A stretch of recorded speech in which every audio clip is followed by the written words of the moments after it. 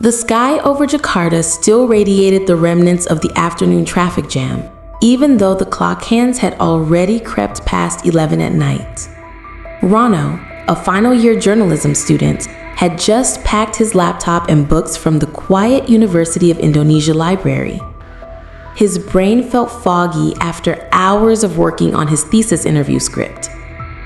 The humid night air hit his face as he exited the campus gate, making his worn denim jacket feel insufficiently thick. He walked sluggishly toward the nearest bus stop, deciding to take an online motorcycle taxi to get back to his boarding house in Tebet faster. While waiting, Ronald pulled out his phone, his tired eyes glancing briefly at the group chat notifications. A message from Dickie, his close friend, read, "Done yet, bro? Don't forget to eat or you'll catch a cold," followed by a message from Ocha, his classmate, who was also working on her final project. "Rano, seriously? You're still at the library? I'm already dreaming sweetly here." Rano smiled faintly, feeling a bit guilty for always being the last one. After successfully ordering the ride, a Matic motorcycle soon stopped in front of him. "With Mas Rano?" asked the friendly driver. Rano nodded, then hopped on the back seat. The journey began, cutting through the emptying roads of Depok, then entering the Jakarta toll road that still showed the pulse of nighttime activity. The lights of tall buildings flickered, as if bearing silent witness to the millions of stories happening in this city every day. When the motorcycle sped through the Chong area, near the always busy overpass, Ronald felt something odd. He turned to the right, and between the gaps of towering buildings, a faint yellow light blinked rhythmically. Not ordinary car lights, but like emergency sirens moving slowly. Strangely, there was no accompanying sound, just the whoosh of the wind and the roar of other passing vehicles. He tried to focus, making sure his vision wasn't mistaken due to fatigue. The light moved, slowly receding, as if piercing the darkness. Ronald furrowed his brow. An ambulance? He thought. But something felt wrong. He didn't know what. He decided not to dwell on it too much, dismissing it as a mild hallucination from the drowsiness that was overwhelming him. Maybe just a light reflection, he mused, trying to convince himself. The next morning, Rano's drowsiness still clung to him tightly. He woke up late, skipping his morning class, and immediately opened his laptop to continue revising his thesis. However, the shadow of the ambulance from last night kept flashing in his mind, especially the absence of the siren sound, even though the yellow strobe lights were clearly visible. He tried searching for articles or news about an ambulance moving without sound, but nothing came up, only ordinary traffic accident reports. That afternoon, Rano met Dickie and Ocha at a cafe near campus. They were discussing group assignments.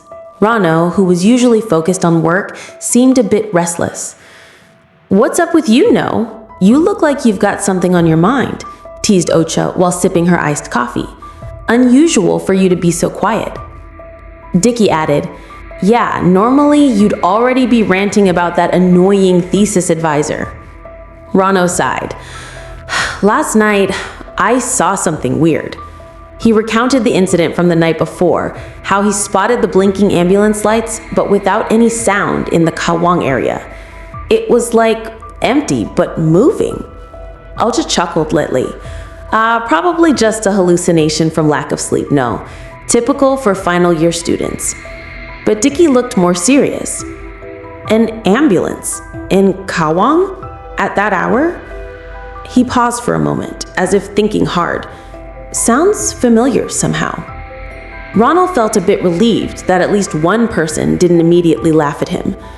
"I'm not sure, but it just felt off. What if it was an ambulance that broke down and was being towed?" "No way, no. If it was being towed, there'd be tow truck, or at least more emergency lights," said Dickie with his mechanic instincts. "And from what I know, ambulances rarely break down badly on the road like that." As they were deep in discussion, Ocha's phone suddenly rang. It was from Popey, their friend who worked part-time at the hospital.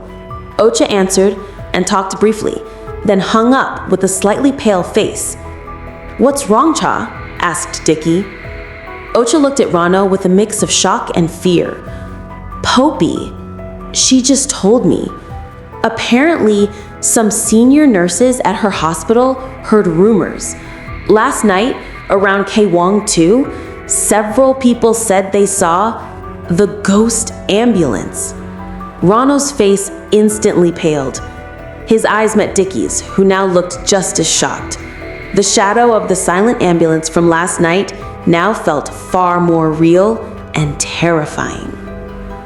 The night grew later as Rano, Dicky, and Ocha arrived at Ocha's boarding house in Tibet. The small living room became their temporary headquarters, with a thin carpet and scattered pillows. Ocha turned on the dim yellow table lamp, creating a somewhat mysterious atmosphere, while Dicky opened his laptop on the coffee table. Popey, who had just finished her night shift at the hospital, appeared on Ocha's phone screen via video call. Her face was tired, but her eyes sparkled when she heard Rano's story. "Guys, this isn't just a joke," Popey began in a low voice, as if afraid of being overheard. "This ghost ambulance is an old Jakarta urban legend from the 80s. It's an old white van with red stripes, yellow siren blinking but no sound. The license plate is always blurry if you try to look closely. Supposedly, it's a secret code." The driver was Pakhadi Susanto, who died in a fatal accident in 1992 on the Chawang overpass. He was rushing a critical patient to RSCM, but a container truck swerved and hit his ambulance. The patient died on the spot. Pakhadi survived briefly, but he disappeared from the hospital before the police could question him further. Rano listened intently, holding a cup of tea that had gone cold, his arm hair standing on end. "So, why a ghost? What's the connection to your hospital?" Popey nodded. According to the senior nurses' stories, Pakhadi was a private ambulance driver who often transported bodies. They say he got involved in the Pesugihan ritual for extra income, offering a soul sacrifice so his jobs would keep coming. After the accident, his ambulance vanished, reported stolen, but locals say they've seen it roaming at night with the smell of formaldehyde spreading and sometimes faint screams from inside. The legend says his ghost is looking for a new sacrifice to pay off his Pesugihan debt. If you're alone and see the license plate, you could be the next target. Dicky, who had been typing away, suddenly spoke up. "I'm checking old news archives. Look at this." He turned the laptop toward the others, showing a faded scan from a 1992 newspaper. The headline, "Fatal Accident on Inner City Toll.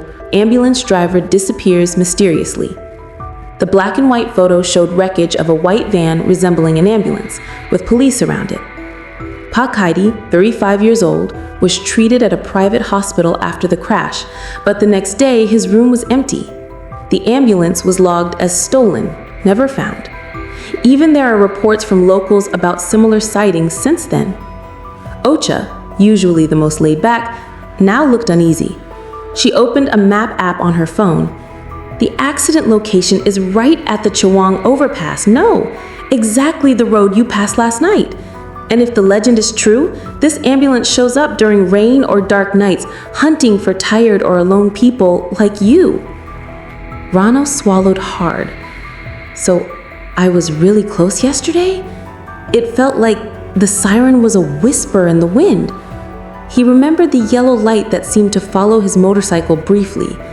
Popey on the screen shook her head. Be careful. There are cases of people going missing after claiming to see this ambulance. Don't try to photograph the plate. They say that's an invitation for the ghost to come. The room felt heavier. Dicky closed his laptop. If we want to be sure this isn't a hallucination, let's check the actual accident site tomorrow. I'll bring my mechanic toolkit. Maybe there's a real trace from that old ambulance. They agreed, though Rano's heart raced. That night, as he lay in his boarding house bed, the sound of road horns sounded like muffled sirens, making it hard for him to sleep. The next morning, the Jakarta sun was already high when Rano, Dicky, and Ocha gathered in front of Ocha's boarding house. they decided to go to the Chawang overpass on Dickie's motorcycle, which had been modified with extra storage for his mechanic's toolkit. Poppy couldn't join due to her morning shift at the hospital, but she sent a message. Be careful, don't be alone there. Look for old signs, but don't disturb anything. The journey from Tibet to Chawang wasn't too far, but the morning traffic slowed them down. Ronald sat on the back, his thoughts drifting back to last night's story. The overpass looked ordinary in broad daylight. Cars sped by, street vendors lined the roadside, and the smell of exhaust fumes mixed with fried food. But Ronald knew that at night, this place transformed into a dark, eerie tunnel. They parked on the roadside near the 1992 accident site, which was now marked by a small, damaged sign that read, "Accident-prone area." Dickie got off first, opening his bag and pulling out a flashlight and a screwdriver. Okay, let's check around here. If the ambulance crashed, there must be some rust marks or metal fragments that weren't completely cleaned up. Ocha pulled out her phone, recording a short video for her Instagram content. "This is just for documentation, okay? Don't say I'm scared," she said with a nervous smile. They walked to the edge of the overpass, avoiding the busy traffic. Under the bridge, wild grass grew thickly, and there was a pile of old, rarely cleaned trash. Ronald crouched down, sifting through the dirt with his hand. What's this?" he muttered, picking up a piece of rusted metal shaped like a side mirror. Its shape resembled an old ambulance mirror with faded white paint and faint red stripes. "Look, there's a serial number here. Looks like it's from the 90s. Dickie took it, examining it expertly. "True, this is an old van mirror. The serial number matches the model of private ambulances from that era. But it's strange. Why is it still here after 30 years? It should have been cleaned up by the police." Ocha approached, her eyes wide. "Guys, look at this too." She pointed to the concrete wall of the overpass where there was a faded scrawl in black marker that read, "Beware Mr. Hadi, sacrifice not yet paid." The writing looked like it was from years ago. The ink faded but still readable. Below it, there was a crude drawing of an ambulance with a siren. Ronald felt a chill despite the bright sun. This must be from locals who know the legend, but why does it look like it was just written? He touched the wall and his finger felt sticky, like wet ink, despite the midday heat. Suddenly, a strong wind blew, carrying a faint smell like hospital disinfectant. The three of them exchanged glances, their hearts pounding. In the distance, a real ambulance siren wailed, but it was too close to be a coincidence. Dickie hastily put the mirror into his bag. "Let's get out of here. This is more than enough for today." As they got back on the motorcycle, Ronald looked back. The overpass looked ordinary, but the shadow of the ambulance from last night felt much closer now. Back at Ocha's boarding house in Tibet, the tense atmosphere still enveloped the three of them. Dickie's motorcycle stopped in the narrow yard, and without much talk, they hurried inside. Ocha locked the door tightly, as if afraid something might follow. Dickie placed his bag on the table, carefully pulling out the rusted mirror. The midday light filtered through the window, making the metal surface gleam faintly, but a fishy smell like wet iron immediately wafted through the air. "I brought this to check further," said Dickie, opening his mechanic's toolkit. He cleaned the dust from the mirror with a soft cloth, then examined the serial number engraved on the back. "This number, I can try cross-checking it with old parts databases. If it's really from Pahadi's ambulance, there should be ownership records." Ronald sat on the sofa, staring at the mirror with a mix of curiosity and fear. At the overpass earlier, that writing on the wall, "Sacrifice not yet paid," it doesn't seem like ordinary graffiti. Did you feel it, Cha? The wind suddenly turned cold. Ocha nodded, still holding her phone from the recording. "Yeah, and that medicine smell, like the formaldehyde Poppy mentioned. Let me check the video." She played the footage, and at the 2:30 mark, a faint, muffled scream could be heard in the background, even though traffic was busy at the time. What is this sound? A siren or something? I didn't hear it while recording. Dickie interrupted, his eyes fixed on the laptop he had opened. Wait, I found something. This mirror's serial number matches the 1992 police report. Pa Hadi's ambulance, license plate B1234XYZ, but the plate went missing after the accident. And look at this, an eyewitness addendum. They say, on the night of the crash, Pa Hadi was rushing a child's body from an accident. The child was supposedly called because his Pesugihan ritual failed. After that, Pa Hadi told a nurse, "This ambulance won't stop. It wants to come back." Ronald shuddered, remembering the yellow light from last night. So this mirror is really from his ambulance? Why did it appear now, after 30 years? Ocha suddenly froze, her face paling. Her phone vibrated. A message from Popey. "Don't touch items from that location. Stories say ghost items can attach themselves." At that moment, outside the window, clouds began to cover the sky, and the sound of the first raindrops could be heard. The mirror on the table seemed to shift slightly, even though there was no wind. The three of them exchanged glances, realizing this clue had opened the door to a deeper mystery. The sky abruptly opened, drenching Jakarta in a downpour, as if mirroring their deepening unease. Lightning flashed in the distance, followed by deafening thunder. Ocha hastily closed the boarding house window, but the roaring sound of water hitting the asphalt was still clearly audible. Their plan to leave immediately was thwarted, trapped inside Ocha's place, which now felt increasingly cramped and stuffy. The rusted mirror lay on the table, seemingly emanating a chilling aura that pierced the air. "Damn, the rain is really coming down," grumbled Dickie, rubbing his arms. "We'll have to wait here until it lets up." He glanced at the mirror, then at Ronald. "Are you sure nothing happened, No, when you picked up that mirror?" Ronald shook his head, trying to recall. "Nothing. I just picked it up." Well, maybe the smell was weird. However, he had felt a slight nausea in his stomach ever since they found the mirror. It felt like something was pressing on his chest. Ocha suddenly let out a small cry. "My phone!" She pointed at her phone lying next to the mirror. Its screen lit up on its own, displaying the photo she had taken earlier at the Chawang overpass. Even stranger, the photo now appeared to be moving. Not a video, but a static photo that seemed to animate briefly. In the corner of the image, next to the words "sacrifice not yet paid," a faint black shadow could be seen moving quickly, as if darting behind the text. The three of them leaned closer, eyes fixed on the phone screen. "What is that?" whispered Ocha, her voice catching in her throat. "What? I didn't see that when I took the photo. That looks like a human shadow."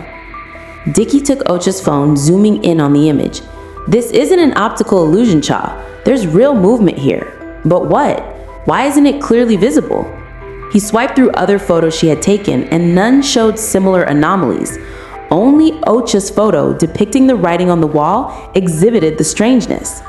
Suddenly, the lights in the room flickered, then went out completely. The boarding house plunged into instant darkness, illuminated only by occasional flashes of lightning through the window. The sound of the rain outside grew fiercer, accompanied by a faint knocking from the front door. Knock, knock, knock. The knocking was soft, rhythmic, but felt undeniably clear amidst the darkness and the sound of the rain. "Who's out there?" whispered Rano, his heart pounding. He knew Ocha lived alone, and they hadn't arranged to meet anyone. "I don't know," Ocha replied, her voice trembling violently. Could Poppy be right that this item attached itself?" The knocking stopped, then changed to a soft scratching sound near the window, as if something was scraping at the glass. Dickie grabbed the flashlight from his bag, shining it toward the window. There was nothing there, just raindrops streaming down the glass. However, as the flashlight beam hit the door, A faint black shadow was visible under the door crack. The shadow moved as if something was standing upright behind the door, peering inside. The pitch-black darkness enveloped Ocha's boarding house, broken only by occasional lightning flashes and the beam of Dickie's flashlight. The door knocking had stopped, replaced by a soft scraping that made their arm hairs stand on end, as if long nails were scratching the door frame. The fishy smell from the rusted mirror on the table grew stronger, mixing with the damp scents of the rain. Ronald directed his phone flashlight at the door, while Dickie stood ready beside him, gripping a screwdriver like a weapon. Ocha huddled in the corner of the room, trembling with fear. "What do we do?" she whispered, her voice barely audible amid the roar of the rain. "Stay calm," Dickie replied, trying to hide his own fear. "Maybe it's just a cat, or a tree branch in the wind." But he knew that explanation didn't make sense. The scraping was too deliberate, too rhythmic. Dickie's flashlight swept the floor, and this time the black shadow under the door crack was clearer. It wasn't a static shadow, but moving, as if something was crouching behind the door, peering into the room. Its shape was elongated and somewhat slender, like a leg, or perhaps a wheel. Suddenly, a heavy, hoarse voice sounded from behind the door, like someone who hadn't spoken in a long time. "Return." That voice made all three of them jump. It wasn't a normal human voice, more like a suppressed growl, full of pain and anger. Ronald felt his heart racing, his blood seeming to stop flowing. "Return what?" Ocha shouted, spontaneously though terrified. She regretted it instantly after speaking. A moment of silence, only the sound of the intensifying rain. Then the knocking resumed, this time harder, accompanied by the sound of a blunt object hitting the door. Thud, thud, thud. The boarding house door shook violently. "This isn't a cat, Cha," Ronald said, his voice catching. He looked at Dickie, whose face now looked extremely tense. "I think it wants this mirror," Dickie whispered, pointing to the rusted mirror on the table. Ronald's phone flashlight shone on the mirror, and for a moment they saw a faint red glow from its surface, as if reflecting something invisible. The door continued to be pounded, harder and harder, as if a great force was behind it. Thud, thud, thud. The door hinges began to creak, holding back the impacts. "What should we do?" Ocha was almost crying. "Should we just give it back?" Dickie shook his head. "Not that fast. If we open it, we don't know what's behind the door. And if it really wants this," Dickie pointed to the mirror, "then this item is important. There's something it's hiding." Amid the panic, Rano remembered Poppy's words. "Don't disturb anything. Ghost items can attach." They hadn't just disturbed. They had taken part of the ghost, and now the ghost had come to collect. Crack! Suddenly, a loud cracking sound came from the door handle. The final impact seemed too strong. There was a chance that soon the door would break open. The cracking sound of the door handle echoed in their ears, freezing Rano, Dickie, and Ocha in place. They knew their time was almost up. The black shadow under the door crack still moved, and the rumbling from outside grew more terrifying. The tension in the room reached its peak, where every second felt like an hour. "The door, it's going to break in," Ocha exclaimed, her voice breaking with fear. She stepped back, stumbling and nearly hitting the bookshelf behind her. Dickie, who had been holding a screwdriver, now gripped the flashlight handle tightly. His eyes darted between the fragile door and the rested mirror on the table. "We can't run," he said, his jaw clenched. "If we go out, we don't know where it is. That would be more dangerous." "But we can't let it in either," Rano countered, trying to think clearly amid the panic. "What does it want? Just this mirror?" The heavy, raspy voice sounded again from behind the door, this time clearer and filled with rage. "Return, What was taken? Ronald stared at the mirror, his mind racing. If the creature behind the door really wanted this mirror, what would happen if they returned it? Would it leave? Or would it open the door to new problems? On the other hand, if they didn't return it, the door would surely break, and they had no idea what would happen next. Popey said, "Don't disturb," Ronald whispered, remembering his friend's message. Maybe she was right. We shouldn't have taken this item. But we already took it, no, Dickie urged. Now it's just a choice. Dare to face whatever's behind the door if we don't give it back, or try returning it and hope it leaves. He looked at Ronald with an urgent gaze. The decision is yours. You saw it first. You got curious first. Ocha, who had been cowering, suddenly looked toward the window. In the midst of the storm, a fleeting yellow light passed by outside. Not lightning, but a light Ronald recognized, an ambulance siren. But this time, the light felt so close as if the ambulance itself was parked right in front of the boarding house. It's already here, Ocha said, her voice barely a whisper. The mirror on the table began to vibrate faintly, followed by a soft hissing sound, like air escaping from a deflated tire. The faint red glow that Ronald had seen earlier now pulsed more clearly from its rusted surface. Ronald looked at Dickie, then at Ocha. They depended on him. Ronald's mind was torn between fear and his journalistic instinct to uncover the truth.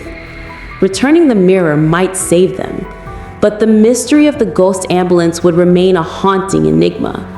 However, their safety came first. "Okay," Ronald said firmly. "Dickie, prepare the flashlight. Ocha, you hold the phone ready to record whatever happens. We'll return it." He stepped forward, reaching for the rusted mirror. The coldness of the metal immediately pierced his palm, as if the mirror was alive and sensing his presence. Ronald gripped the rusted mirror tightly, the coldness of the metal seeping into his skin like living ice. The rain outside was still pouring, but its roar now felt like a pressing backdrop. The boarding house door shook again, the crack in its handle widening, and the black shadow under the door crack began creeping in like slow-moving black smoke. Dickie stood beside Ronald, flashlight in hand, ready to illuminate whatever appeared, while Ocha clutched her phone with trembling hands, recording everything, even though her fingers nearly dropped it. "We'll open the door slowly," Ronald whispered, his voice trying to sound firm despite his pounding heart. "I'll place the mirror outside, then close it again. Don't look out." Dickie nodded, but his eyes were full of doubt. What if it's not satisfied? What if this is just a trap? "No time to think about that," Ocha cut in, her voice breaking. "It's almost inside." Ronald approached the door, his hand hesitantly touching the cold, sticky handle. He unlocked it slowly, then pushed the door open just enough to toss the mirror outside. The metal hit the wet terrace with a resounding clang, rolling slowly in the rainwater puddle. The faint red glow from the mirror extinguished instantly, as if its life had been pulled out. They waited. Breaths held. The scraping sound stopped, and the black shadow under the door crack receded slowly. Ronald quickly closed the door, locked it tight, and stepped back. "Done!" he gasped, relief mixed with fear. But the joy was short-lived. Suddenly, Ocha's phone rang loudly, an unknown number. When she answered, the same raspy voice came from the speaker. "Not yet paid." Then the phone screen went black. Outside, the yellow ambulance siren light blinked brighter, as if the vehicle was now parked right in front of the boarding house. Faint screams emanated from within it like the muffled cries of a child. The mirror they returned might be gone, but the sacrifice Popey had warned about now felt like it had attached itself to them. Ronald sensed something was wrong. Perhaps returning the item had only strengthened the bond. Ronald, Dickie, and Ocha's eyes widened, fear filling every corner of the room. Popey's phone suddenly ringing, then cutting off with the terrifying message, "Not yet paid," marked that the return of the mirror had not ended the terror at all.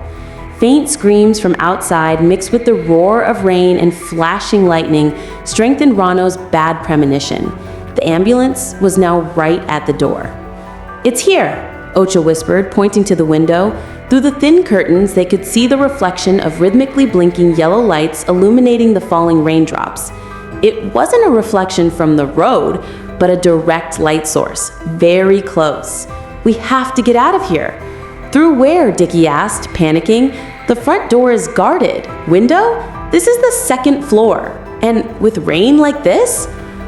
Suddenly, the sound of heavy footsteps came from the stairs outside, climbing the steps one by one, slowly but surely. Thud, thud, thud. The steps felt so close, as if something big and terrifying was ascending toward them. All three faces paled. "That's not human," Ronald said, his voice catching. "Humans don't walk that heavily." "Popey," Ocha remembered. She hurriedly grabbed her phone again, trying to call Popey. The connection was spotty. "Can't connect. Signal is bad." "Okay, listen," Dickie tried to take control, though his voice shook. "We have to find a way out. Is there a back door or another lower window?" Ocha shook her head. "Only this one and one more window in the bedroom that faces the neighbor's wall."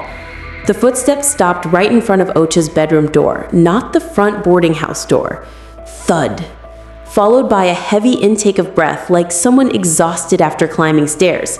Then a cold breath wafted through the gap under Ocha's bedroom door, carrying a fishy smell that made Ronald's stomach churn. Crack. Suddenly, the bedroom door handle was forcibly turned from outside, creaking horrifically. The door opened slowly, revealing pitch-black darkness within, illuminated only by the reflection of yellow light from the outside window. They knew it wasn't ordinary darkness waiting there. "Run!" Ronald shouted spontaneously. He ran toward the living room window, trying to find an escape. Dickie pulled Ocha. "Through the front door, now," he said, kicking the boarding house door that had been pounded earlier. The door broke from its hinges, revealing the darkness of the outer corridor. The three of them dashed out, descending the boarding house stairs as fast as possible. The sound of heavy footsteps pursued from behind, getting closer. Amid the storm, rain, and darkness, a new chase had just begun. They ran through the raindrops toward the main road, hoping to find help, or at least escape from the terror that was now real behind them. In the distance, the yellow ambulance lights continued blinking, as if calling them back. Heavy rain soaked their clothes as Reno, Dickie, and Ocha ran out of Ocha's boarding house complex in Tebet. Their feet slipped on the wet sidewalk, and their breaths came in gasps. The sound of heavy footsteps behind them had stopped, but the feeling of being chased still clung like a shadow. They stopped at the edge of the quiet main road, under a leafy tree whose branches swayed in the strong wind. The faint yellow streetlights illuminated their pale faces. "Are we safe?" Ocha asked, leaning on Dickie's shoulder while shivering. Her phone was soaked, but she managed to contact Popey after a few tries. "Popey, help! We're outside Ocha's boarding house. There's something chasing us." Popey replied in a panicked voice from the speaker. "What happened? I'm at the hospital, but I can come now. Don't separate. The legend says Pakhadi's ghost likes to follow people who have been called. You need to find a holy place or a shaman to break the bond." Reno nodded, though his heart still raced. "Okay, we'll wait for you at the coffee shop nearby." They ran again, entering a small stall that was still open despite the downpour. The elderly stall owner eyed them suspiciously, but still served hot tea. Inside, the atmosphere felt safer, bright neon lights and the soft hum of the radio. But the calm was an illusion. As they sat, Reno looked out the window. In the distance, the yellow light blinked again, this time from the direction of the nearby toll road. That's it again," he whispered, pointing. The ghost ambulance seemed to follow, moving slowly through the rain, siren silent. Ocha recorded it with her wet phone, but the screen suddenly glitched, showing a static image of the rusted mirror they had returned. Dickie gritted his teeth. "This won't stop. We have to dig deeper into Pakhadi. Maybe there's a way to end this before we become the next sacrifice." Popey arrived half an hour later, soaked with her medicine bag. "I brought salt and holy water from the mosque near the hospital, but this is only temporary. We have to go to Pakhadi's grave. If the legend is true, the secret is there." They exchanged glances, realizing this terror was just the beginning. The ambulance was no longer just a legend, but a tireless hunter. Popey arrived at the coffee shop breathless, her clothes soaked, carrying a suspicious bag. From the bag, she pulled out a bottle of mineral water filled with clear liquid and a small pouch of coarse salt. "This is from the mosque near the hospital," she said, her voice slightly trembling, "just for temporary protection. But if you want to break free from it, we have to find Pakhadi's grave." Rano, Dickie, and Ocha exchanged glances. They were exhausted and terrified, but they knew Popey was right. This terror wouldn't end if they just kept running. The ghost ambulance would keep following. "Pakhadi's grave?" Rano asked. "Dickie, the news said he disappeared from the hospital.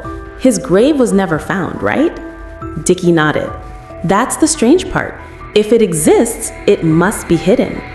But there's an old rumor from Pakhadi's family that I found on an online forum. They say Pakhadi once owned a small plot in Rawasari behind the Thegal Allure Public Cemetery. Back then, it was empty land, often used for dumping trash. He said if anything happened, he wanted to be buried there, under the old banyan tree." Popey's eyes lit up. "Thegal Allure, that makes sense. The area is secluded, and there are many old banyan trees that are said to be Pesugihan spots too." She turned to Ocha. "Cha, do you still have battery? Check the map to that area. We need a taxi or car, not a motorcycle." Ocha nodded, struggling with her wet phone. With difficulty, she managed to open the map app. "Got it, but it's really far from here, outskirts of the city, and there's a lot of mangrove forest there." "Okay, let's go," Rano said firmly. Fear was still there, but now mixed with determination. They had to end this. The taxi they got sped through the easing rain, heading toward Jakarta's dark outskirts. City lights gradually faded, replaced by pitch blackness and mangrove forests on both sides of the road. The atmosphere was suffocating. Popey kept spraying holy water and sprinkling salt around them, while Dickie held the flashlight and Ronald tried to stay alert. As the taxi slowed on a muddy dirt road, they saw it. In the distance, among the towering banyan trees, a yellow light blinked rhythmically, as if welcoming their arrival. The light emanated from the old ambulance, now more clearly visible, standing still in the middle of the vast empty field, right next to a mound of earth overgrown with wild grass. On top of the mound stood a nameless gravestone, merely a weathered wooden stake. That's it. Pakhadi's grave, and his ambulance, now waiting for them. Faint screams from inside the ambulance now sounded clearer, more urgent. "That's it," Ronald said, staring at the ambulance that seemed alive. "It's waiting." The four of them got out of the taxi, stepping slowly toward the grave and ambulance. The air felt cold and smelled strange, a mix of wet soil, mud, and piercing formaldehyde. They knew that here, under the shade of the old banyan tree and in front of the blinking ambulance, they had to face the truth behind the ghost ambulance hidden license plate and try to end the curse that now bound them. Their steps were heavy as they approached the grave beneath the old banyan tree, its leaves swaying gently despite the now calm wind. The ghost ambulance stood silently in front of the mound of earth, its yellow siren blinking weakly like a dying breath. The smell of formaldehyde intensified, mixing with the damp earth and something putrid. Rano led the way, his hand holding the bottle of holy water from Popey. while Dicky lit their path with his flashlight. Ocha and Poppy followed behind, holding on to each other for support. "What do we do?" Ocha whispered, her voice almost lost in the darkness. This is too real." Poppy shook her head. "We have to talk to him.